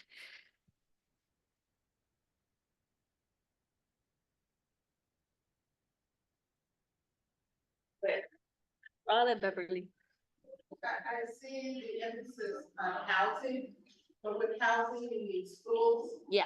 You need medical services. How does this MOU address expanding the infrastructure of Richmond? Yeah, so that's why we included like Birdie School. The principal has been engaged in the meetings, and also other organizations that don't do housing, but they've been working on infrastructure, including our Public Works Department has been participating in meetings. Also Urban Tilth, that's doing a lot of like infrastructure improvement, and the Watershed Project was also looking at like improving the park and the trails and stuff. So it's we know that when we apply for funding, especially like the millions and millions of dollars that we need for some of these infrastructure improvements, it's not enough now just to say like, oh, we're just doing housing. Like you said, you have to show that it's connected to better transportation, better services, like better green spaces and all of that. So we're the steering committee is basically, long-term kind of organizations, and we're looking at different funding opportunities, in which each funding opportunity, they require you to look at different things in the community, not just housing. So right now we're looking at an EPA grant, for example, for 20 million to help kind of move some projects in North Richmond.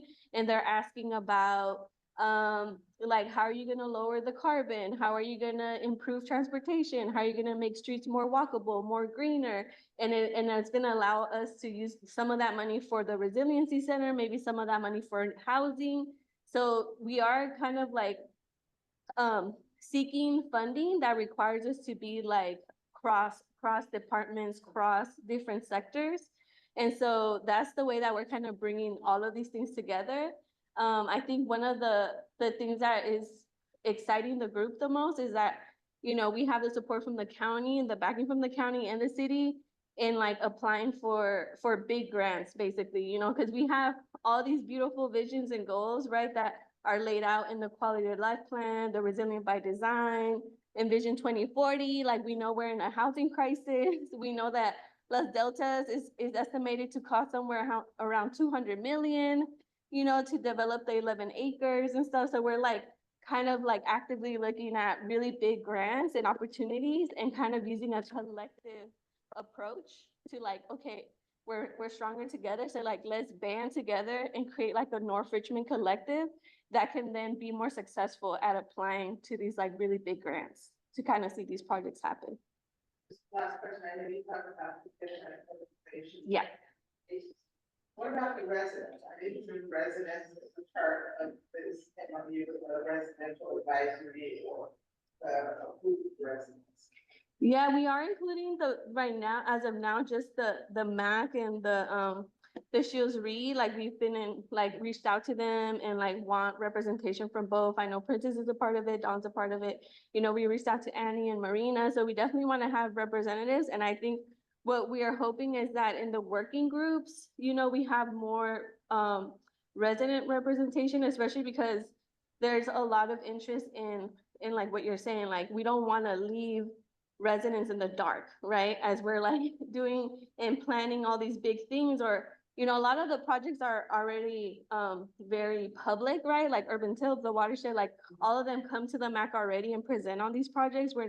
It's not new projects, it's just like really trying to make them pencil and like actually get the money to move them, you know, but so we'll continue to present at the MAC, but I think where we see a seat at the table right now for residents that are not part of the MAC, not part of Shields Reed, is like the working groups. The only reason I say that, because being a new resident coming into here after the last development, there were things like birding was impacted and my kids had to go to school in Hercules.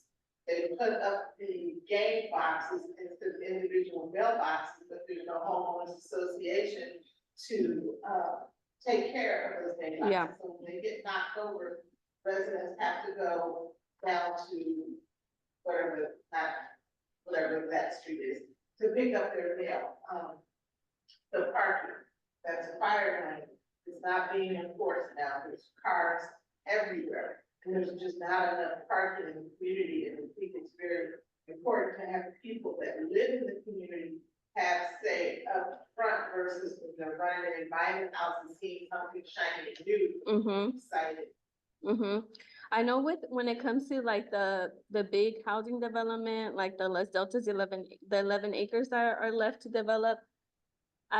From my understanding, and Tony's on the line too, is that the developer will be selected sometime this year, and that there will be a community advisory panel that they're gonna bring together to assist with that decision. And I think that's where a lot of those conversations are gonna happen around at least that development, right? But I think from my understanding and what I see is that every big application of funding requires community engagement, like they all do. Like, that's why you see Public Works come here. That's why you see all the nonprofits come here and be like, we're pitching this project. What do you think? You know, so I think we're always gonna come here first. And that's why, you know, where Dawn's really involved, Princess is really involved. And I think we're all gonna hold ourselves accountable to make sure that we're bringing the information back where it needs to be. Then the last comment, when I moved here, we had Doctors Hospital that was open, we lost doctors. Yeah. And now we just have Kaiser and the health center here. What's their capacity? How many more residents can they take on, say? And what are their plans to expand? As we expand, who's around us, hospitals, schools, police department, fire department, all of that needs to coordinate with our expansion. That's a good one. Yeah, I don't think we've talked about that, like home services. Yes.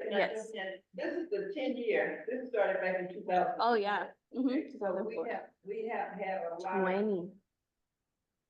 Or 20, yeah, because I was for president. But anyway, yeah, we started back in 2004 with this, so we started out just with 2 or 3. Yeah. But as we saw that it was more needed to have more collaboration, it was open to whoever wanted to come and participate. And the meetings was always held either at the Heritage, and not only here, at the Multicultural Center, which was for reading. So we had places for individuals to come and be a part of. And just to say, for what you, Beverly, what you mentioned, yes, people were invited. You know, different entities were invited, like the fire, and everybody was invited to get started when we first started in 2004 and 2005. So it's grown, and then we have stakeholders that stayed with it and built on the MOUs and got grant money to come in and do what they had to do. So now it's time to upgrade the MOU and put other individuals into part. And that's good, like you mentioned. Let's look at other entities becoming part, you know, make it known to them. So this is what the whole purpose is right now. The funding we're looking at is like 47 million to start off. Just a little bit more than that, but just look at the grant money that needs to be and where we need to pull it from the state and where we need to pull it from the federal. Yeah. And to look at the EPA, like you mentioned, environmental protection agency, to look at them, pull it in, because that's something that's gonna be drawn up for the next 100 years. Yeah. You know, to have that in place. So just to say that we need to extend our time Yeah, we do. We So, have one. yeah, we have 7 o'clock already. Yeah. 10 minutes, so we have to like wrap up this and then, cause we have all the agency reports. Yeah, we want, Okay, so let's hit it for. and yeah, for- sorry. Okay, that's okay. For reference, it's 7 o'clock now, 7:01, 7:02. So let's make sure we try to get out here by 7:15. So that's 15 minutes would be enough. So we just hit it, people know we got 15 minutes, so let's cut it. Okay. And all I was, oh yeah, motion. Motion to extend 7:18. Okay, all in favor? Aye. Any opposed? Hearing none. You got it. No, and all I was gonna say is like, this is only the beginning, like, this is the first time we're gonna present about this, so we'll keep coming back, you know, and all that process. I just have a question. One, I definitely, love that y'all are, you know, stakeholders together, you know, definitely we should have more stakeholders, like the clinic, the fire department, stuff, like the table and stuff, but I understand we have to. I just wanted to know, what is the MOU like for? Is it holding the current people accountable, probably wanna be in community, or is it like moving forward and when they come out here, gotta abide by it? Like, what is the MOU? Yeah, it's more of a commitment from all the stakeholders. So as Annie said, 20 years ago, you know, North Richmond was a different place. It was a different time and there wasn't as much investment in North Richmond. And so CHCC led the effort to say, hey, county, hey, city, like, we don't have sidewalks in some of these places. We don't have enough housing. We don't have like infrastructure that's needed here. We need a meaningful investment and we need you to commit to it and we need you to come to the table and sit with us and to make a plan to see how we're gonna achieve this. So that was the first MOU and it was very successful, right? Because sometimes you go and like people will say something verbally like, and it sounds really good and you put the thumbs up and then you leave, but then it's like there's nothing in writing to kind of like hold everyone accountable, right? And so that was like the first MOU, and then CHCC had a second round of an MOU that was really successful. And then as Annie said, like now that we're fast forward, you know, to like 2021, 2022, 23, and 23, the landscape in North Richmond is so different, right? And there's a lot of new kind of groups that are in North Richmond, but have like really invested money and roots here and are, you know, have projects and housing that are, you know, gonna be here for generations and generations. So we're saying, okay, you're clearly invested in North Richmond, you're committed to North Richmond, you've showed a track record of that. Let's come together and create a collective to like really push this vision forward. And the MOU is honestly just something in writing that commits everyone to working collaboratively on this. If that fits the stakeholders, like, there's no having to do with the business. No, I think most important to a lot of the nonprofits want to see more commitment, to be honest with, from the city and the county and stuff. So I think it's also bringing not just like the residents and the nonprofits, but like bringing in like the city and the county as well into the process of like committing to this. Okay. All right. So we're gonna Oh. Yeah. Okay, real quick. So we're Okay. gonna get 7 minutes. I was gonna say, yeah, the MOU to bring together resources and money to North Richmond. And if this is really gonna work, it has to filter to the community where there are priorities named by the community. So if it's streetlights, then we need to find the funding and agencies to support that, right? Not the agency saying, this is what we need, but the other way around. No, it's action. This is action term. This is action. Yeah. Exactly. Yeah, This is, I know what you're saying, yeah, it's action. yeah, They gotta put their money, yeah. Exactly. This is stakeholders, this is action, the action. Yeah. Okay. We'll put that in the floor. Okay. yeah, we're talking about taking action. Yeah. Who's are you done or Yeah, but we got this. Latif also had a comment? But then. Yeah. Okay. Yeah, so I just wanted to, piggyback on what Beverly said. I think it's important to see residents as stakeholders, you know, so I'd like to know who's on the steering committee, who are the signatories.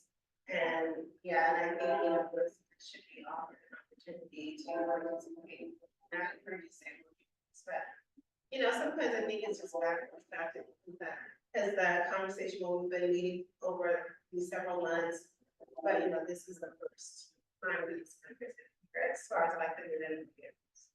Yeah, I can definitely bring that feedback back to the steering committee. I know that's kind of been the structure for the past MOUs. It's more like the ones, like the government and the ones who are applying for the funding and stuff like that, that are sitting at the table, because they have to make organizational decisions and commitments, right? Like the executives and their board of directors have to commit to like their projects and stuff like that, and like commit to their staff working on this and stuff like that. And that's why it has worked that way. But I've heard your concern from others, you know, so I think we do need to like think about, you know, how are we bringing in residents in a meaningful way that doesn't feel like watered down or doesn't feel like it's secondary or something. So, yeah.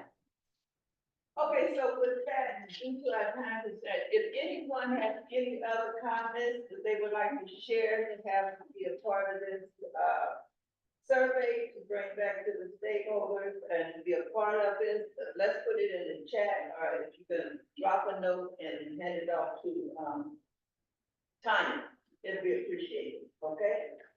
All right, so thank you, Tanya, so we gotta keep it moving, okay? Yes.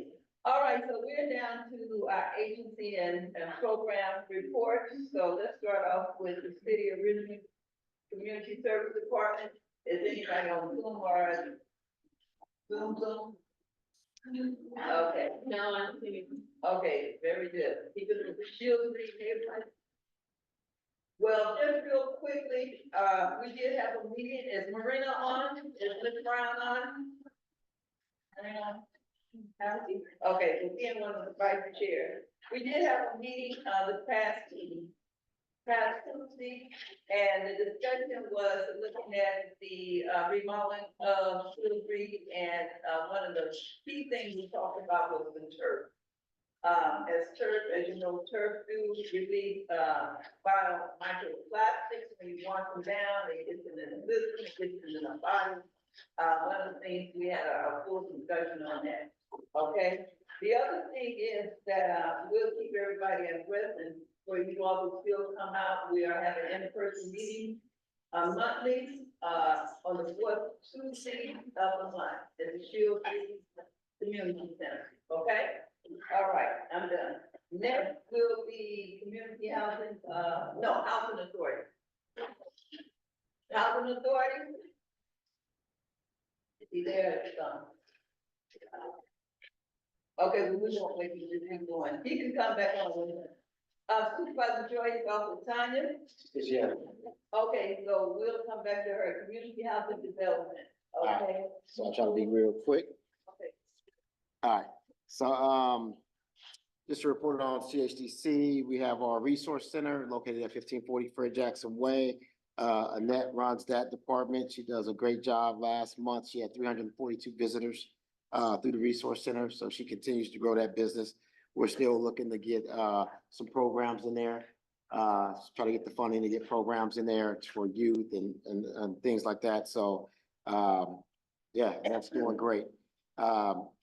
Corinne Sain Senior Family and Community Center. They continue to hold the food pantry Tuesday through Friday, 9 to 11, daily lunch, Monday through Friday, 11:30 to 12:30. So please stop by and visit those programs. Also, they have a host of other programs they have during the week also. Their total visitor count for last month was 766. For the quarter, they had 2,701 visitors. Last thing, CHDC held their Community Awareness Day on June 7th. We want to continue to host that on a yearly basis, trying to get the community to come out and receive the resources that are available and services that are available to them in this area. So normally we do it the first week of June. We make flyers, we try to get it out as much as we can. I'm not able to use my ambassador group for mitigation to do it, but we try to get it out to as many people as possible, the churches, a lot of the apartment complexes, things of that nature. So please, you know, be a part of that next year. Like I said, we host it once every year. And mitigation. So let's talk a little bit about the voucher program. I'll just talk about for the quarter, April 25th, April, we had 25 vouchers given out, accounted to $605 vouchers that were given out. May, we had 11, counted to 264 vouchers, $5 vouchers given out. And June, we had 5 vouchers that accounted to 120 $5 vouchers given out. So we're continuing to try to really hard press on the voucher program. Had about 3 or 4 people show up to the office this month asking for the voucher program. So we're definitely past our limit on vouchers. So I'm glad the new year just started. So we'll have a new, whole new booklets and things to give out. You talk. Quarter was 984 vouchers that were distributed. Awesome. Keep it Thanks for speaking. Exactly. So let's go to Republic Sanitary Services. They deal with all the hot spots throughout North Richmond. They address a lot of the garbage that's dumped on the ground, illegal dumping and things of that nature throughout North Richmond. So April, they had 572 reported items that they picked up throughout the month. May, 562. And then last month, 503. So it's actually starting to go down a little bit. For the total for the quarter was 1637 that they pickups that they had throughout the month, 42 with evidence. So that evidence normally goes to Deputy Sakai. Deputy Sakai researches, and he's creating a database for anybody that has multiple illegal dumps in North Richmond. And lastly, I would like to invite you to our North Richmond Green meetings. From 9:30 to 10:30. It's every first Wednesday at 1540 Fred Jackson Way at the Resource Center. And also we have every second Thursday, we have our task force walk. And it's at different locations. We just did the cleanup at Wildcat Creek. So we're going to use that task force walk to rewalk Wildcat Creek to kind of recap what we've done. And if there's, you know, anything else that we need to address over there, like the brush and the weeds are just very high right now. You can't really see the creek at this point. So we want to address some of those things that may, you know, what agencies are, you know, responsible for that kind of stuff. And let's try to get them over there to do their part. Also, the North Richmond Green newsletter came out. So that's what I have on some of the tables, the table up here. And also the little trinkets that you guys see, the keychains, the pins. We made a purchase for North Richmond Green. We do a lot of tabling events. You know, monthly. Janine heads that piece, but anything in North Richmond, we have those for table giveaways, just to keep people in mind about North Richmond Green and what we do. All right. Okay, very good. Thank you. And I just would like to thank you for your participation and to remind that we will be having a special presentation from the From the North Richmond Green group. From the North Richmond Green to actually expose, you know, to let everyone see the results from the cleanup that took place a couple of weeks, well, last week. Okay, so I just wanted to throw that in. So thank you. It's overall view of what's been spent to clean up Right. certain areas. So it'll be a full presentation. We'll have a full presentation. Yeah. Okay? Okay. We're looking for that probably in September. Right. Talk to you about September. Okay, so while you were away, did you have anything you need to report on? Okay, and Housing Authority wasn't on, do you see him? They were not, but they did leave a message. Let me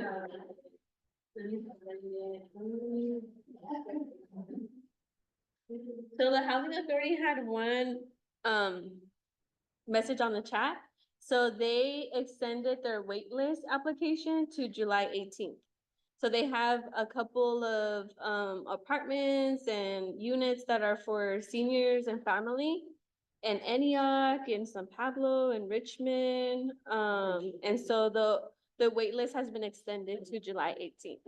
And I know that the Resource Center in North Richmond has been a place where you could go and apply. You can use their computers. You can use their computers and get assistance there. So I've been there and like seen a whole bunch of people come and like help people and stuff like that. So that's a great place to go and get like to direct people in case they don't have a computer or need some additional assistance. Yeah. Okay. All right, thank you. Urban two. Oh, we don't have too many updates, but Cooperation Richmond is still available for anyone that's on services on starting their own business. We have non-extractive resources. We also have some worker-owned, cooperative businesses that are in Richmond that you can support. okay, thank you, Dennis. Urban Jill. Princess, so has there been a decision made on the cooperative that will run the new grocery store?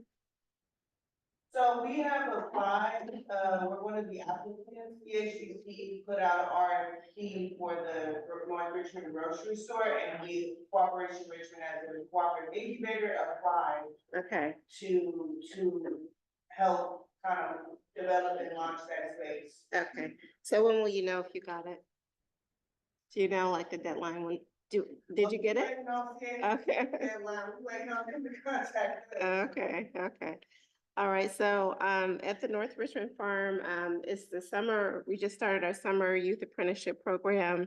We had like over 100 applicants, I think 135 applicants. We always have like 40 spaces for the apprentice in the summer. We want to thank Kalu and Annette and Shanier for allowing us to use the space.